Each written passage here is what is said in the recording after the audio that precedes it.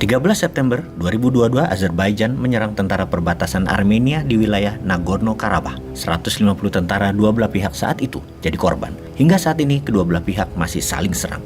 Ada apa? Apakah ada hubungannya dengan gas dari Caspian Sea, Laut Kaspia ke Eropa sedang dimainkan oleh Rusia? Sahabat, kita awali informasi kali ini dengan sebuah berita tentang Azerbaijan versus Armenia. Yang mana sahabat pasti bertanya, kenapa sih Bosman mesti menerangkan negara-negara yang tidak dikenal oleh banyak sahabat demi mengajari cara cerdas bernegara? Ini karena seorang Bosman mangkal dengan pemujaan atas siapa pejabat dalam 20 tahun terakhir. Tepatnya dalam 25 tahun terakhir, termasuk politisinya yang terbukti tidak membuat Indonesia menjadi negara superpower saat ini. Apalagi kalau masih dia lagi di tahun 2024. Nggak tahu lagi Indonesia mau dibawa kemana negaranya. Pastinya akan terus jadi negara mediocre. Pastinya akan menjadi negara tengah yang dijebak oleh negara besar sampai sumber daya alamnya musnah. Dan itu cepat sekali memusnahkan kekayaan alam sebuah negara.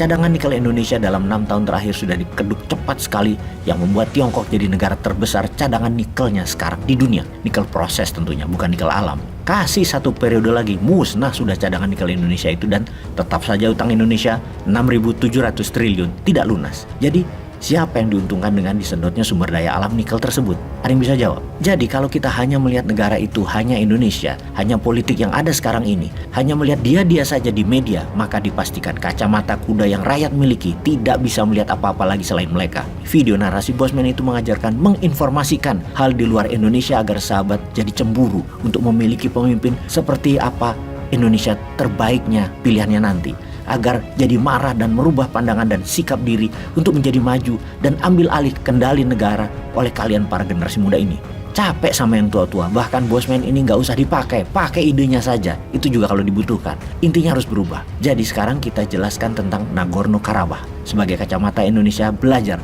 untuk menjadi global player nantinya.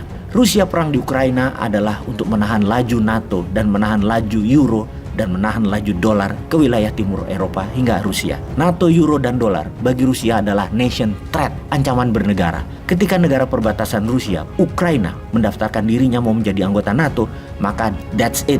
Rusia masuk menyerbu untuk menaklukkan dan mengambil Ukraina terlebih dahulu daripada diambil NATO setelah mendapatkan persetujuan dari negara sekutunya, yaitu kamratnya, negara Tiongkok. Ukraina bertahan dengan dukungan negara NATO dan Amerika. Rusia di ranah Ukraina, perang militer. Di ranah Eropa, perang energi dan perang ekonomi. Demi Uni Eropa stop, tidak lagi mendukung Ukraina dan tidak memberikan amunisi kepada Ukraina. Gazprom, perusahaan milik Rusia yang mendistribusikan 65% gas ke Uni Eropa, sudah membatasi pendistribusiannya tinggal 50%-nya pada saat ini. Eropa blingsatan menghidupkan kembali power plant tenaga batubaranya juga tenaga minyak bumi BBM-nya. Namun banyak yang memang tidak punya keduanya, hanya bergantung pada Rusia negaranya akan gas dan BBM.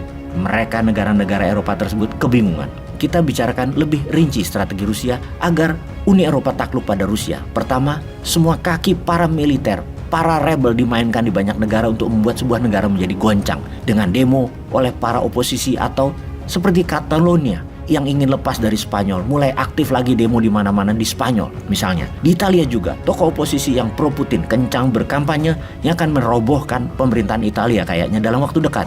Matteo Salvini, juga Giorgia Meloni terus kencang, dia adalah oposisi dan mulai menunjukkan keberhasilannya, yaitu Italia melepas sanksi ke Rusia, menantang NATO demi gas Rusia di musim dingin ini masuk ke Italia. Uni Eropa terbelah opininya sekarang.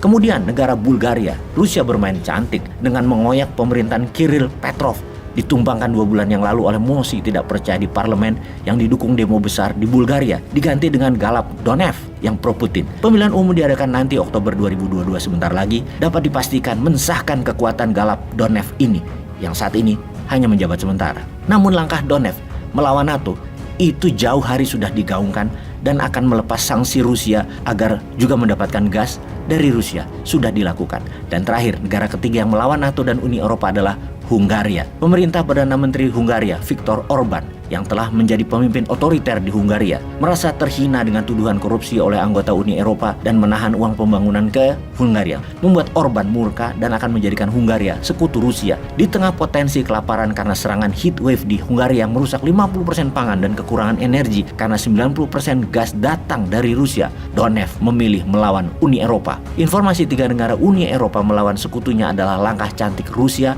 berperang melawan hegemoni Barat. Dan langkah catur yang menarik berikutnya adalah Rusia, Nagorno Karabakh. Azerbaijan yang 97% penduduknya muslim adalah dikawal ketat Turki, sementara Armenia yang Kristen Ortodok sama dengan Rusia dikawal Rusia. Tentara Rusia di dua negara ini lebih dari 5.000 personel sebagai pengawal perdamaian, dan kedua negara ini dilewati oleh pipa gas dari negara Asia Tengah, dari Kazakhstan, Turkmenistan, dan Uzbekistan, di mana gasnya saat ini dengan gejolak perang Azerbaijan-Armenia akan mengganggu gas negara-negara Eropa yang pipanya melalui dasar seabed Laut Hitam. Kita lihat saja nanti nih strategi Rusia. Kedua bekas negara Uni Soviet itu diapit oleh Turki, Georgia, Rusia, dan Iran. Memang bukan wilayah strategis Eropa, namun buat Eropa ketar-ketir juga kalau perang berkepanjangan. Sahabat, semoga ke depan kita mendapatkan pemimpin kelas dunia ya. Dengan informasi seperti ini, setidaknya kita mikir milih mana nantinya.